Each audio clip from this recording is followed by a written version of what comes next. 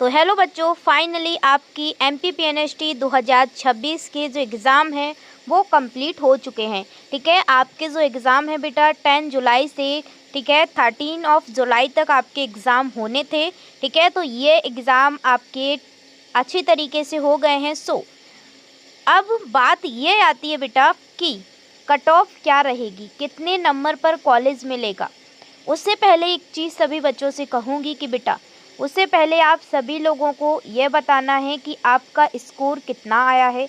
जब आपने देखिए कंप्यूटर बेस्ड आपका टेस्ट हुआ था CBT मोड पर, तो जब आपने अपना कंप्यूटर क्लोज किया होगा, ठीक है बेटा, क्या जब आपने अपना कंप्यूटर क्या है क्लोज किया होगा तो आपके मार्क्स शो हो जाते हैं। तो अब बेटा आपको बताना है कमेंट सेक्शन में कि आपके जो मार्क्स हैं ना वो कितने बन रहे हैं। ठीक है, तो मार्क्स कितने बन रहे हैं और कैसा पेपर आया था। ठीक है, जो मैंने क्लासेस पढ़ाई थी उनसे कैसा आया। ठीक है, जो मैंने कहा था ना पीछे वाले चैप्टर से आएगा, उनसे ज़्यादा क्वेश्चन पूछे गए हैं। ठीक है ना, पूछे गए ना, तो इनसे क्वेश्चन पूछे गए थे। तो आप अपने हिसाब से बताओ कि कितना कैसा गया है आपका एग्ज़ाम। ठीक है, अब चलिए बात करती हूँ कि कैसी रही आपकी बायो। ठीक है, कैसी रही केमिस्ट्री का लेवल एंड किस शिफ्ट में पेपर दिया आपने और आपका स्कोर क्या है। स्कोर आप लोग ज़रूर बताना। ठीक है बच्चे, कुछ बताओ या ना बताओ बट आपको स्कोर अपना सभी बच्चों को बताना है। ठीक है, अब बात आती है कि सबसे इम्पोर्टेंट जो पॉइंट आता है कि कट ऑफ कितनी जाएगी। सो यहाँ पर कट ऑफ जो पिछले साल के अकॉर्डिंग देखा जाए कि पिछले साल क्या है माइनस मार्किंग नहीं थी, बट इस साल माइनस मार्किंग थी। ठीक है, तो क्या है इस साल क्या है बच्चों के नंबर कम भी आए हैं, तो कट ऑफ कम जा सकती है। ठीक है, क्योंकि यहाँ पर 1/4 की माइनस मार्किंग थी जिसकी वजह से नंबर कटे हैं। ठीक है, तो देखिए 40 से 50% आपको पासिंग मार्क्स तो लाना ही पड़ेंगे। ठीक है, तो चलिए अब बताती हूँ कि देखिए 2 तरह के कॉलेज होते हैं, एक DHS कॉलेज होता है और एक DME कॉलेज होता है। दोनों ही जो कॉलेजेस हैं वो अपनी अपनी काउंसलिंग करवाते हैं। ठीक है, तो अब सिलेक्शन के लिए एक्सपेक्टेड कट ऑफ क्या होगा। ठीक है, क्वालिफाइंग क्राइटेरिया क्या रहेगा। ठीक है, लोएस्ट, तो इन सभी पॉइंटों पर चर्चा करूँगी। उससे पहले आप अपना स्कोर ज़रूर बताना। ठीक है, चलिए अब चलिए कुछ मार्क्स बता देती हूँ कि UR एंड EWS का देखिए पासिंग मार्क्स आपको 50% तो चाहिए है।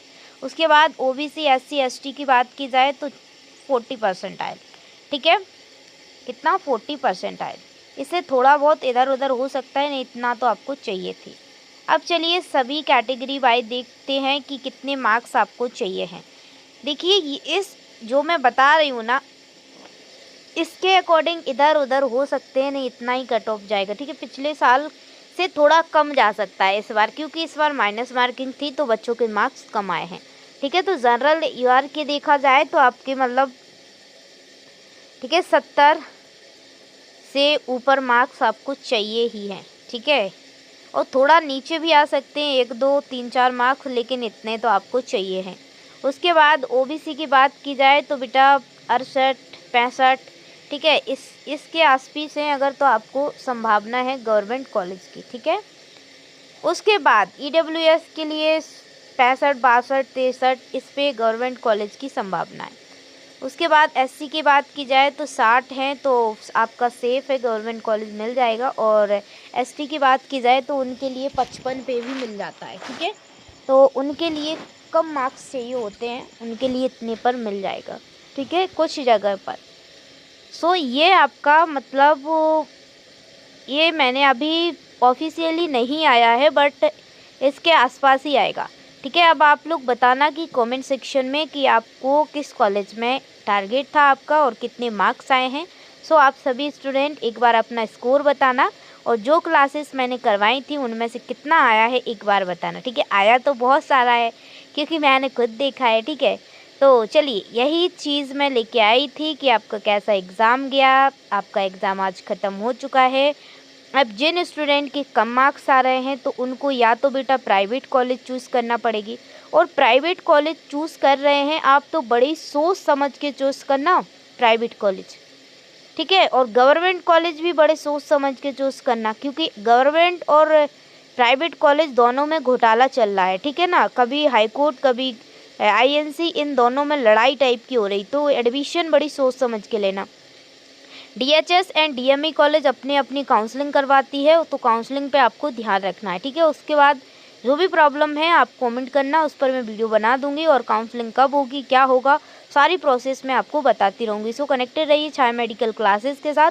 और जो बच्चे 2027 के लिए रेडी हैं, तो अभी से देखिए आप अपनी तैयारी शुरू कीजिए। और सभी स्टूडेंटों से कहूँगी, नीट प्लस नर्सिंग दोनों के एंट्रेंस टेस्ट दिया करो आप, और एक एम्स बीएससी नर्सिंग, ठीक है ना। क्योंकि नीट के थ्रू भी अच्छी तरीके से एक बीएससी नर्सिंग के लिए कॉलेज मिल जाता है, और बीडीएस, बीएचएमएस, बीएएमएस, एमबीबीएस नहीं मिल एमबीबीएस ना मिले तो ऑप्शंस होते हैं, ठीक है। तो 2027 के लिए जो भी स्टूडेंट तैयारी करना चाहते हैं, तो देखिए अब झुक जाइए, और मैं भी आप सभी लोगों के लिए बायो, जीके एंड इंग्लिश की गारंटी है 2027 के लिए अभी, ठीक है, सारी फिनिश करवाऊंगी। और फिजिक्स एंड केमिस्ट्री है, वो देखिए उसकी गारंटी नहीं ले रही मैं। क्यों नहीं ले रही? क्योंकि इन तीनों सब्जेक्टों पर मैं फोकस करूंगी। टाइम बचेगा तो मैं आईएमपी एमसीक्यू फिजिक्स केमिस्ट्री के आप लोगों को कवर करवा दूंगी, ठीक है। लेकिन फोकस मेरा रहेगा bio, physics, bio and GK and English, ठीक है। सो अब आपको अपना स्कोर बताना है, ठीक है, कितने मार्क्स आए हैं। तो चलिए मिलते हैं, tata bye bye, love you बच्चों, थैंक यू। अपना स्कोर ज़रूर बताना, कैसा एग्ज़ाम रहा आपका, कौन सा अटेम्प्ट था, सब कुछ आप लोग बता सकते हैं, ठीक है। मिलती हूँ नेक्स्ट वीडियो में।